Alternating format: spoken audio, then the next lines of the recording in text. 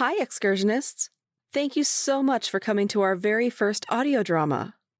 This is a 4-parter. Be sure to tune in every Thursday during the month of November so that you don't miss any episodes. I'd like to take this moment to introduce you to our talented voice cast. Robin Regalado, voicing Madeline Robbins. Gary Scales, voicing Elliot Roseman. Riley Manis, voicing Thomas. Additional voices are provided by Glenn Craig. And Cassandra is voiced by me, Nari Kwak. Check the description below for contact information.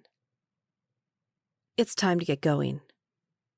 Everybody stay together. The path is just ahead. Welcome to Into the Night. I'm Nari, your guide on today's excursion down a twisted path. Be careful not to get lost. Be it dark or light, it's easy to lose your way. Are you ready? Then let's begin.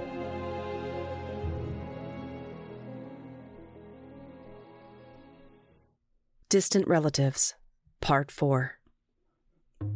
Exiting the limo, she followed the instructions in the letter she received, checked in with the front desk clerk in the main lobby, and was given directions to the corporate office of Elliot Roseman.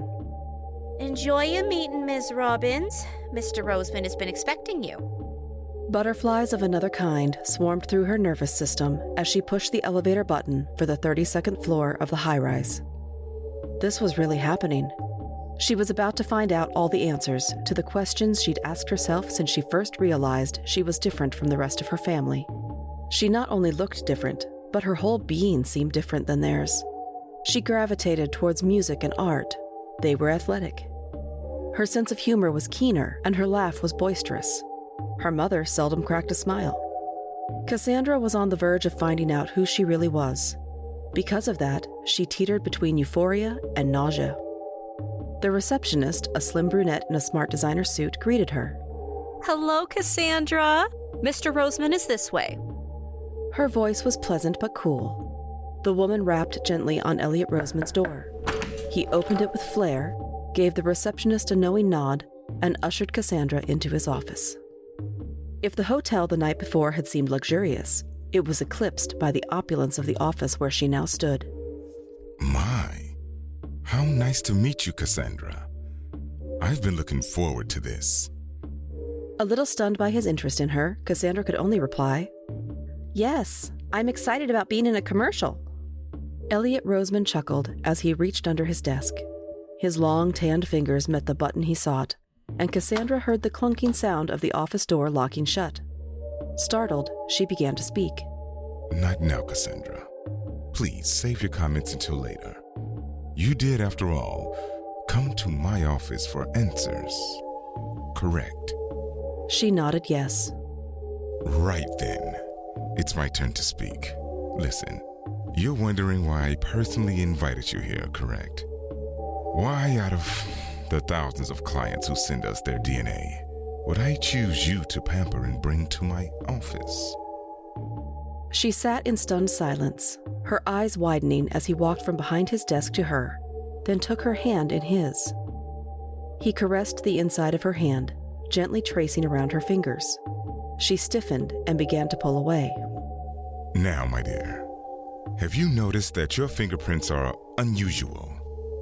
Cassandra had wondered why her fingerprints contained a double loop. Her father explained it away by telling her that everyone's fingerprints were unique. She learned the same in science class and from watching true crime television shows. She'd pushed that mystery to the side, chalking it up to one of the many ways she was not the same as her brothers or parents. Turning his own hand over into hers, Elliot Roseman pointed at his own fingerprints. To her surprise, he too had double loops in his. Do you know what this means? Cassandra's head slowly turned no. It means we are the same. He clasped her hand and pulled her from her seat. Come with me. He led her across the room to a painting that stood in stark contrast to the other art in the room.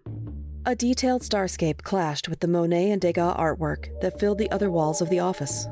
Do you know what this is?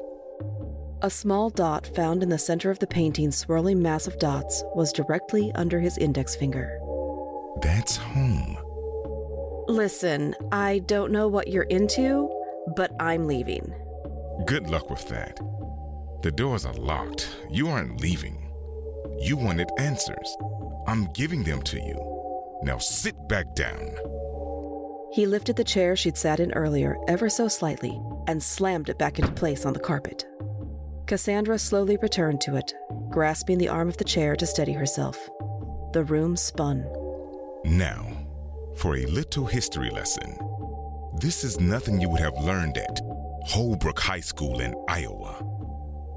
A chuckle escaped his wet lips as he licked them again. How did you? I know all about you, my dear. Now just listen. This is important. He pointed at the painting across the room. 5,000 years ago, our ancestors came here looking for a better life, much the same as settlers have done throughout the millennia. We thrived for a time, but then war within ourselves weakened our strength, and our people began intermingling with others. The Greeks, the Romans, the Germanic hordes. Our civilization was lost, swallowed whole by the diluting effect of migrations and conquest. He rose to get a glass of ice water from the pitcher sitting on the table behind his mahogany desk. My family preserved the oral history of our people. Generation to generation was taught of the great battles and losses. We learned how our people were scattered across this globe. I decided to end the destruction of our people. Do you know how? He set the glass down and motioned around the room. By creating this. Cassandra began to rise. He deftly moved across the room, placed his hands on her shoulders, and forced her back into the chair. You see, Cassandra Robbins, I knew that mankind was an egotistical lot. Always asking questions.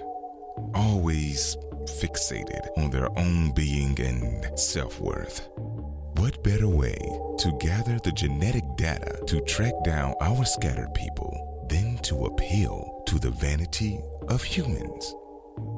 He lifted a stack of papers from his desk. These are my prize. These are the lost descendants of my people who will be used to rebuild our civilization. We will rule this world in time.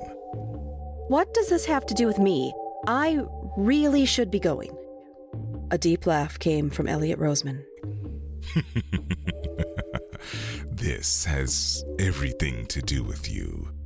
And you have no way of leaving. The driver is waiting for me. Shaking his head, Elliot Roseman said, Poor Thomas. He should have known better than to become too friendly with you. Sharing all those heartfelt stories of your rural American upbringings. Oh, all that was entertaining to listen to as I awaited your arrival here. He had one job to do, and that was to get you here. Nothing more. He's an unfortunate casualty now. She cried out. Why would you do something to him? He was a useless human boy, Cassandra. He stepped behind her again and began playing with her hair. His DNA was unlike yours, useless to us. There was no place for him in our breeding program. Oh, but you...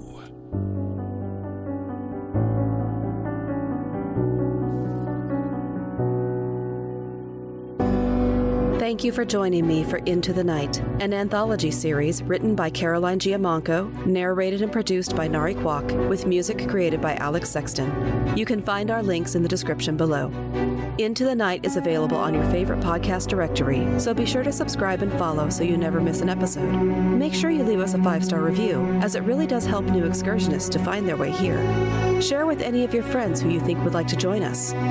Also, stop by and say hi sometime. We're on Twitter at Into the Night Pod or by email at itnanthology@gmail.com. I'll see you next time. And remember, whether in the shadows or in the daylight, all twisted paths take you into the night.